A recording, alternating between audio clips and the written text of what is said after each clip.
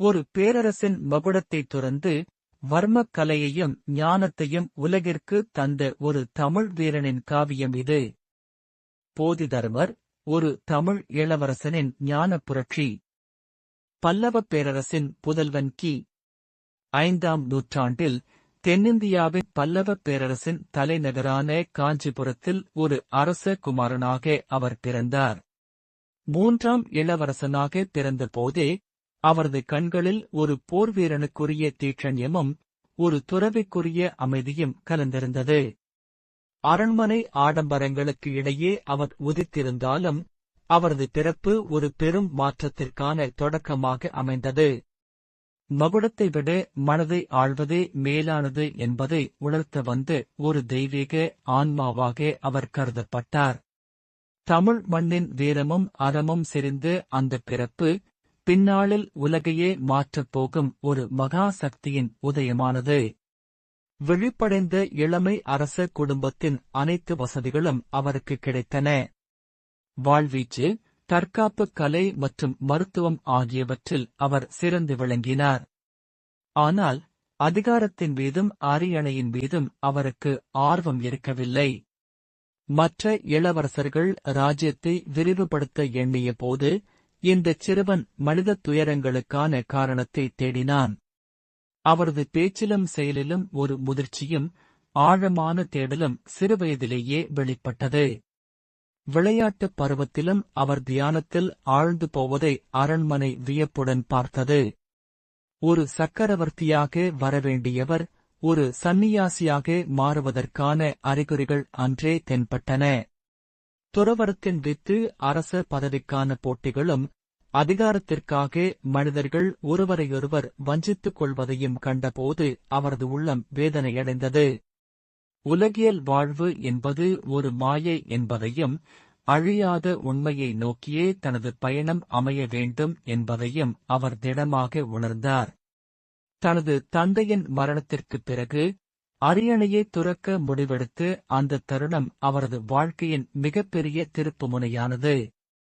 ராஜ உடைகளை துறந்து காவி உடை அணிந்து ஒரு பிச்சை பாத்திரத்தை ஏந்திய போது அவர் ஒரு சாதாரண மனிதனிலிருந்து ஒரு உண்மையான தேடுபவராக சீக்கர் உருமாறினார்.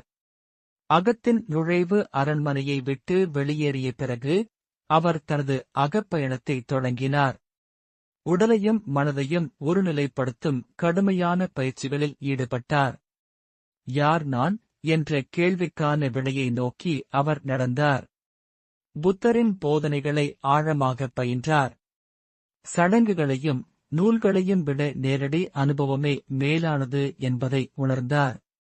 வெளி உலகப் போர்களை விட மனதிற்குள் நடக்கும் போரை வெல்வதே கடினம் என்பதை அவர் கண்டறிந்தார்.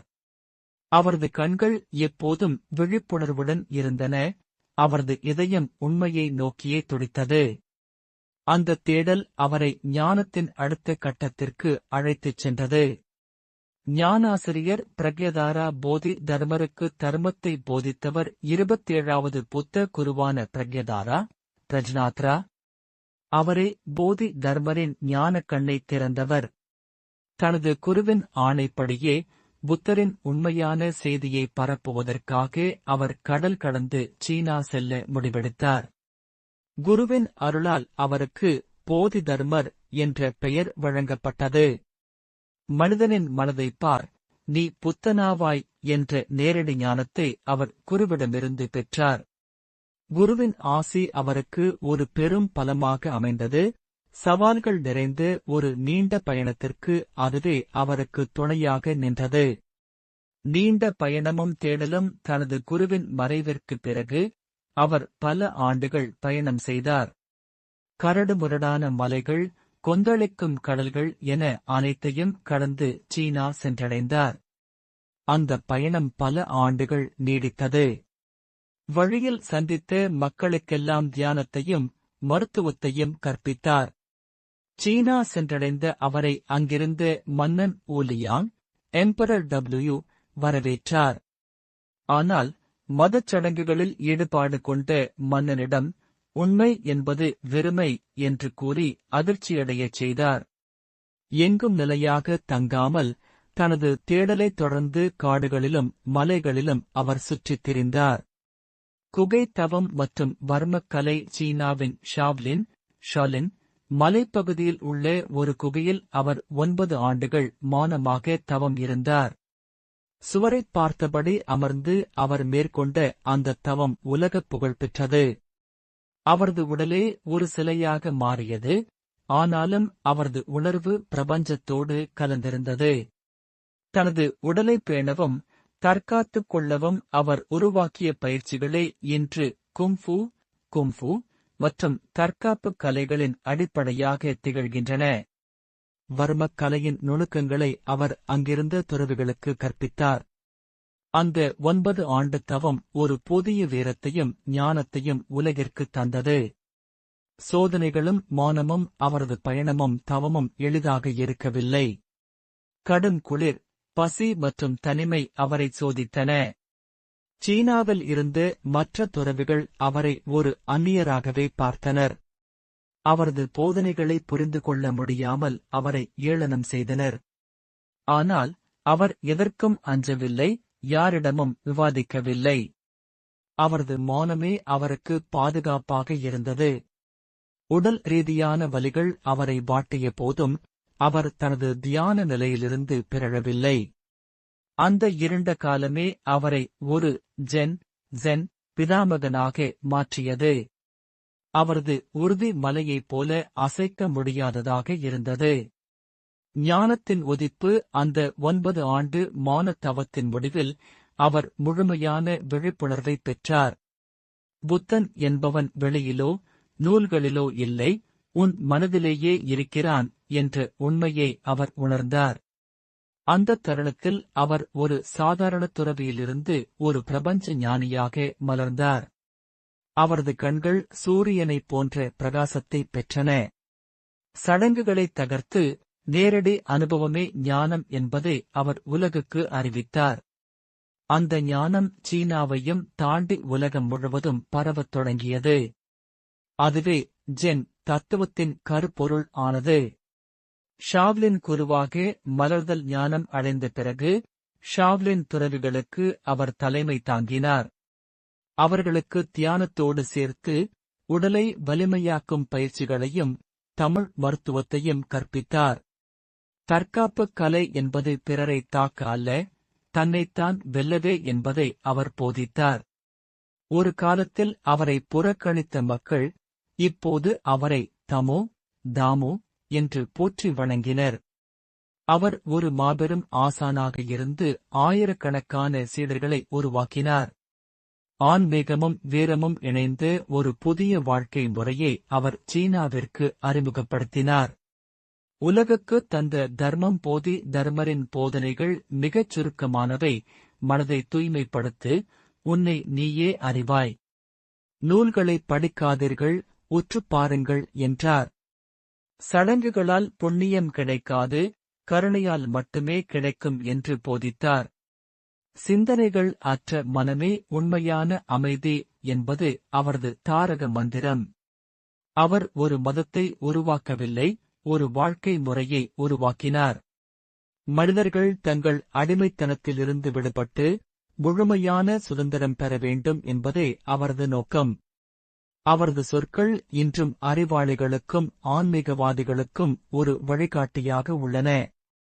அழியாத ஞான பதிவுகள். போதி தர்மர் தனது கருத்துக்களை பாடல்களாகவோ நூல்களாகவோ எழுதவில்லை, ஆனால் அவரது சீடர்கள் அவரது போதனைகளை தொகுத்தனர். 2 நுழைவுப் பாதை மற்றும் 4 பயிற்சிகள், The 2 Entrances and 4 Practices போன்ற அவரது போதனைகள் ஜென் தத்துவத்தின் ஆணிவேராக கருதப்படுகின்றன. அவரது மௌனமே ஒரு சிறந்த உரையாக கருதப்படுகிறது. சீன தற்காப்புக் கலை நூல்களில் அவரது மருத்துவக் குறிப்புகளும் வர்மக் கலை ரகசியங்களும் இன்றும் பாதுகாக்கப்படுகின்றன. அவரது ஒவ்வொரு அசைவும் ஒரு கலை, அவரது ஒவ்வொரு சொல்லும் ஒரு வேதம். அவை காலத்தைக் கடந்து இன்றும் ஒலித்துக் கொண்டிருக்கின்றன. ஷாவ்லின் ஞானத்தின் பூமி. சீனாவின் ஷாவ்லின் கோயில் இன்றும் போதி தர்மரின் ஆன்மீக இருப்பால் அதிர்வு பெறுகிறது. அவர் தவம் செய்த அந்த குகை ஒரு புனித தலமாக போற்றப்படுகிறது.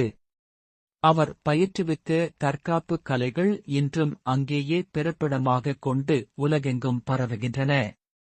ஒரு தமிழ் இளவரசன் சீனா சென்று அங்கிருந்தவர்களுக்கு கலையையும் ஞானத்தையும் கொடுத்து அந்த மண் இன்றும் ஒரு வரலாற்றுச் சாட்சியாக நிற்கிறது. அவரது உருவச் சிலைகள் அங்கிருக்கும் ஒவ்வொரு வீதியிலும் காணப்படுகின்றன.